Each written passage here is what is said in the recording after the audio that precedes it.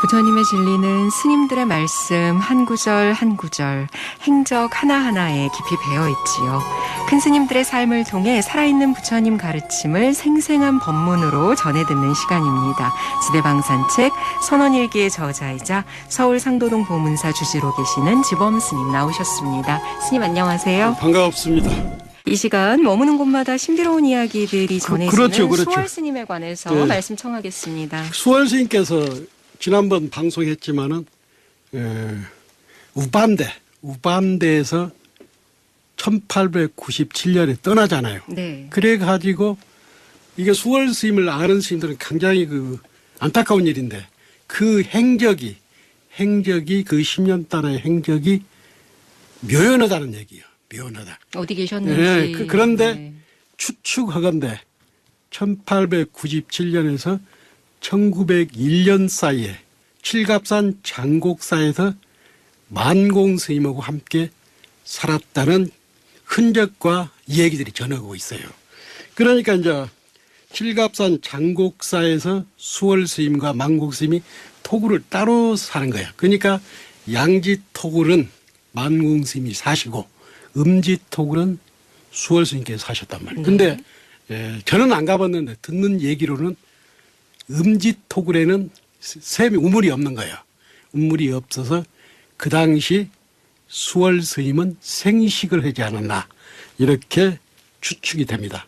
그래서 이제 만공 스님은 통도사 백운암에서 1897년에 깨달음을 얻어요. 그리고 1901년에 천장암에 돌아오죠. 그래가지고 1904년에 경어 스님으로부터 전법계를 받잖아요. 네. 그렇다면 만공 스님과 수월 스님이 함께 토굴에 살았던 시기를 유추해 볼 때 1897년에서 1901년이 아닌가 그 사이가 아닌가 이런 생각이 들어요. 네. 예, 그렇게 생각이 됩니다. 이 토굴은 흙담을 쌓아 지었는데 수월이 머문 토굴은 샘조차 없어서 아마도 생식을 했을 거다 짐작이 돼요. 그래가지고 경어 스님이 지리산에서 방강을 할 때가 우반대 방강할 때가 1897년이잖아요. 그때 1897년에 만공 스님하고 경어 스님은 범어사 조실을 이게 경어 스님께서 만공 스님을 데리고 범어사 조실을 했고 그 다음에 그 이후에 1899년에 해인사 조실이 대해서 경어 스님께서 5년 동안 해인사 조실 역할을 했어요. 네. 그러니까 경어 스님이 영남 땅에서 종횡무진 법을 알고 있을 때 수월은 경어 스님을 모신 적이 없지요.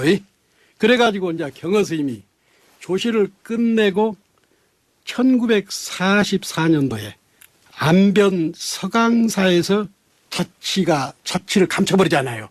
그래서 1904년에 오대산 월정사에서 함경 강의를 경허스님이 합니다. 네. 그때 대중이 1000명 정도 모였다고 그 김진태 검사가 쓴 물속을 걸어가는 달에서 소개가 되고 있어요.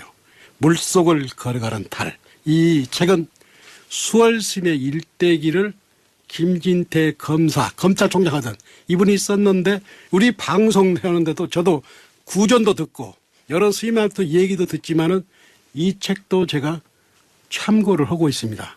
그래서 이런 연대다든가 연역이다든가 이런 근거는 이 책에 기본을 두고 제가 방송을 근거 없이 하는 건 아닙니다. 네네. 그래가지고 이제 하암경 강의를 하고 경허 스님은 1904년에 안변 서강사에서 없어져 버렸잖아요, 자치를. 그래가지고 수월 스님이 1907년도에 오대산에 나타나요. 오대산에 옵니다. 그래가지고 그러니까 지리산, 금강산에 가셨다가 지리산에 가셨다가 오대산에 오셔가지고 또 간 곳이 어디냐면 묘양산이에요. 묘양산. 1904년도에 경허 스님께서 자취를 사라졌는데 묘양산에 들어간 해가 1907년이단 말이에요. 그러면 왜 들어갔냐? 자기 스승인 경허 스님이 묘양산 근처에 계신다는 소문을 들었기 때문에 수월 스님이 묘양산에 가서 3년을 삽니다. 근데 묘양산에서는 경허 스님을 만나지 못합니다. 네. 왜 못 만나냐면 그때 경허 스님은 어디로 가냐면 산수 갑산 강계라는 마을이 있습니다. 강계에 나타났다는 소문을 들은 거예요. 강계. 그래서 수월 스님이 묘양산에서 나오잖아요. 그래가지고 강계에 들어가잖아요.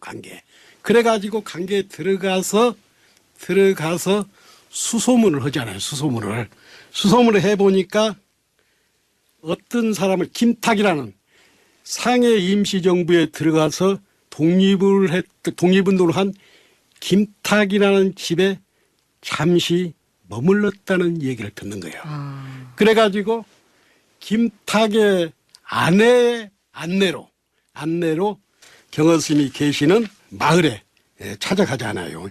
그래서 그 마을에 찾아가서 그 당시 경허 스님은 어떻게 사셨냐면은 마을에서 어린애들을 가르치는 훈장 역할을 하면서 그러셨군요. 그렇게 사신 거예요. 그러니까 그때만 해도 경허 스님이 돌아가신 해가 1912년이잖아요. 그러니까 벌써 경허 스님께서는 일제가 한반도 침입을 했잖아요. 그래가지고 모든 것을 놓아버리고 시를 짓고 술을 마시면서 경허 스님은 시골 마을에 들어가잖아요. 시골 마을에. 평범한 일반인의 모습으로 무심하게 그렇죠. 살고 계셨군요. 예. 그 당시에 이제 이 강계라는 그 고을 옆에 강계 맹산이라는 데가 있어요. 맹산이.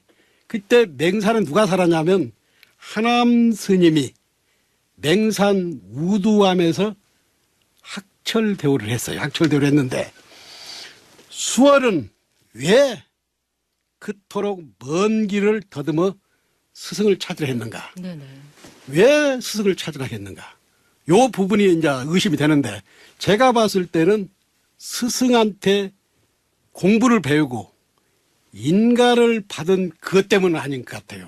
무슨 얘기냐면 수월이 경허 스님을 찾아 산수갑산을 헤매고 험한 길을 찾기 위해서 걸은 것은 네. 어떤 것을 비유할 수 있냐면은 그 우남담성이 있습니다.